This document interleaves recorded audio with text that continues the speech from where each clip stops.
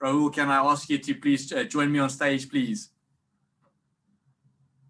There we go. Ladies and gentlemen, Mr. Rahul Jain. He is the co-founder of Peach Payments and an absolute all-star entrepreneur in the Cape Town ecosystem. Rahul, welcome. It's so good to have you here with us. Thanks, Lo. Thank you. Thanks. And good to be here. It's hard to follow those stellar acts that we've just seen right now. Brilliant, man. Thank you very much for sharing your wisdom with us. I remember when we started out, when we were just two people in two desk spaces out in Woodstock, Peach Payments were already there. I think you guys were then 2 or 3 years into business already. You're almost on 10 years now, right? Yeah, nine and a half years now. There we go. Yeah, and already then Peach Payments was was on a high pace and ready for ready to build a world-class company. So it's so great to see you guys now, just about 10 years in. Kicking ass like the way you are. So yeah, we're very keen to speak today. We're going to listen to Rahul talk about changing engines at 40,000 feet. I think that's a really applicable topic for today. Over to you, sir. Thank you. Thanks, Lo. So hi, everyone. As Lo mentioned, I'm Rahul, one of the co-founders of Peach Payments. Today, I'm going to try and share a few key takeaways that we've learned as we've been scaling our business. Honestly, this is a topic I can probably speak for a few hours on, but I'll try and fit within 10 minutes, our experience across 4 key areas of our business. And so before we get there, just a bit about Peach. We are an online payment service provider that enables any business to build payments into their digital stack. So in short, we help businesses get paid from their customers on their websites, in their apps, call centers, on the phone, email, SMS, the entire digital space. So, usually at this point, I like to say that if you shop online in South Africa, you're most likely paying with us. We started Peach back in 2012, and today we work with thousands of customers, merchants, businesses in South Africa, Kenya, Mauritius. And just to give you a sense of scale, in South Africa alone, we process over R1 billion a month on our platform, growing at about 100% each year. As we've grown over the past few years, we've kind of hit these inflection points that we call jet streams along the way. And these inflection points have been, periods of extreme growth in our business that have forced us to make radical changes to the way we execute in order to keep up and to make most of this growth that we see. So, back in 2015, and I think probably that's the period when Lo was also mentioning, it was just me and Andreas, 2 of us, and we grew 5x in that year. Yes, we started off a low base, but for the 2 of us, it meant we needed to hire more people, and we went to 5 people in the business, and that was already a big change for us. And May 2020 was one more such time that we rode this crazy jet stream created by this fundamental shift of consumers and users towards digital commerce. Yes, this was driven by COVID. People were worried about going to the mall, or we were in lockdown, but it forced people out of that comfort zone to experience digital commerce. And that's been a fundamental shift, that we are continuing to benefit from even today, as you can see. Now, as we grew exponentially over some of these inflection points or through these jet streams, we realized that what we've been doing in all these years is kind of changing out these engines of our jet plane while we're cruising at 40,000 feet. So from a Peach Payments perspective, we looked back and we identified 4 key areas of our business that had seen or would be impacted by growth and would need some change. And these were product, people, processes, and partners. So over the past 8 years, we've had to swap out each of these engines, and some of them a few times already. Probably Cobus can agree to this one, but as a tech founder, you're constantly innovating. You need to innovate, you need to build new stuff, you need to bring new innovation to market. You're like a great white shark. If you stop moving forward, you could die. However, as you're scaling the business, your tech needs to scale as well. As a founder, the 2 words you kind of start to dread in this journey are technical debt and refactor. Every time someone brings that up, it still sends shivers down my spine. But what we realized was, the system and the product and the platform that we built for the first 100,000 transactions, kind of hit its limits when we started to do 1 million transactions a month. And what we really needed now was to refactor some of these systems to get them ready to handle the next wave of growth.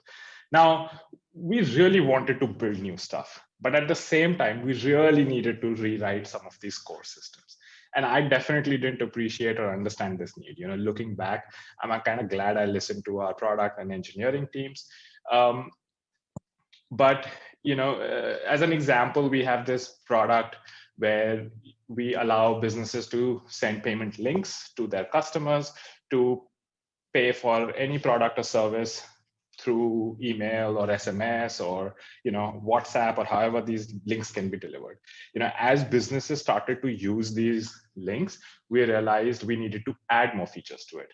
At some point, we realized we needed a fundamental shift in this product completely. And at that point, if I look back, it was one of the hardest decisions to make, because that meant we had to drop something else in our development pipeline to kind of move this product from band-aids and spit and mud to a bit more refined and a bit more stable and ready to handle the next wave of growth. So moving forward, we now actively plan for capacity for maintenance and for refactoring. In our quarterly prioritization for our product roadmap, we actually budget and account for tech debt and refactoring.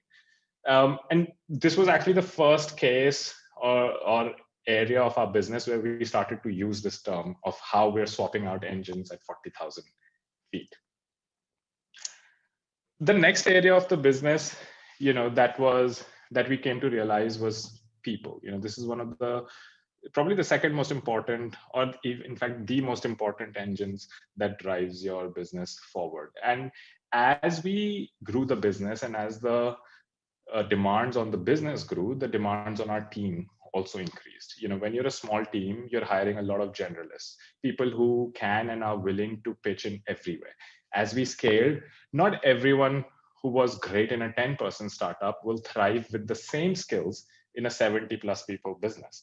So we realized that we needed to get a bigger engine. We needed the right people in the right roles. We needed to help our team evolve. We had to train them. We had to upskill them.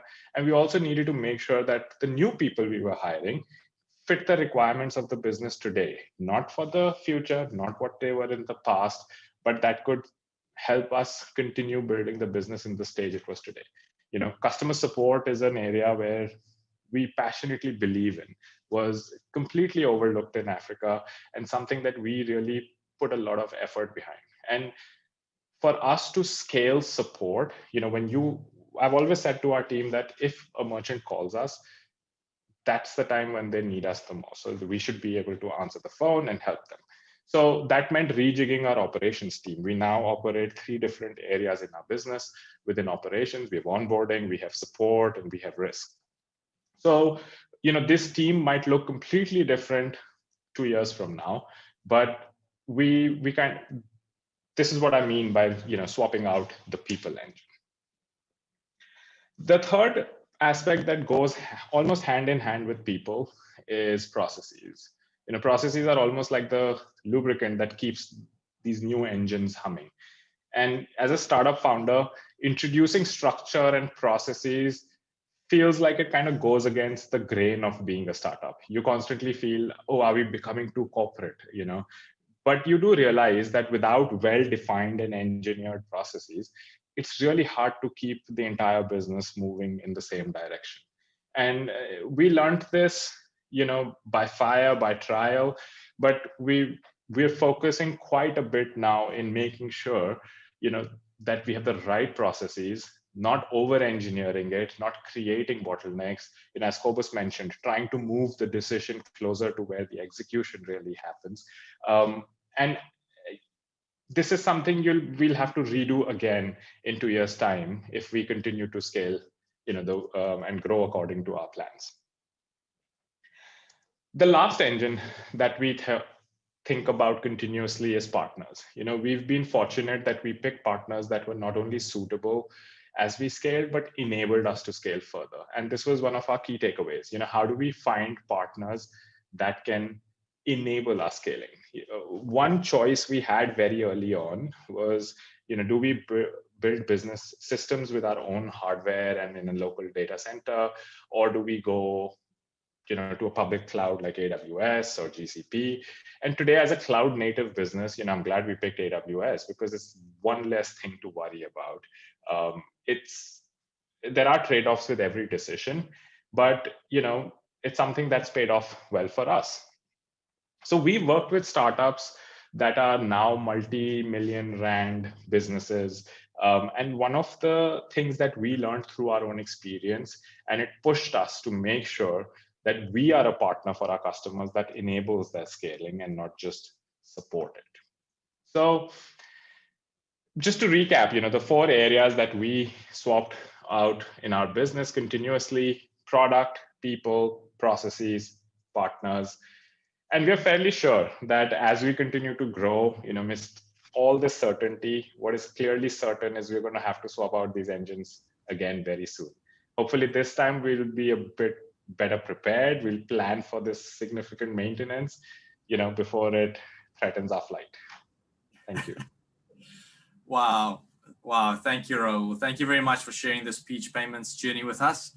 It's very exciting to see. It's also at the same time, it's hectic, right? How this process just continues to, to evolve. And it makes you think of the flywheel that Ian mentioned in the beginning. Like at first it's a small flywheel and it turns slowly, but it gets bigger and it gets momentum. And before you know it, it's a really fast growing company that are doing some amazing things. But even then there's still, every year or two, you have to revamp almost everything in the company. So I think, building a scale up company is probably one of the hardest jobs on earth. But I think it can be one of the most rewarding ones if you really apply the right tools and methodologies and techniques. So thank you for being here with us today. Thank you for sharing this. And just from all of us in the audience, also just a big thank you to you and the Peach Payments team for backing this event, guys. Peach Payments are our diamond sponsor for Scale Up Con this year. We're very grateful to have you guys on board with us, supporting entrepreneurs. And I know that everyone all the growth founders on this call are going to be having a look at the Peach Payments platform to process their next transaction. Thanks, Lo. I appreciate it. Hey, Lo here, one of the founders of Outsource CFO. If you enjoyed this video, make it official. Click subscribe.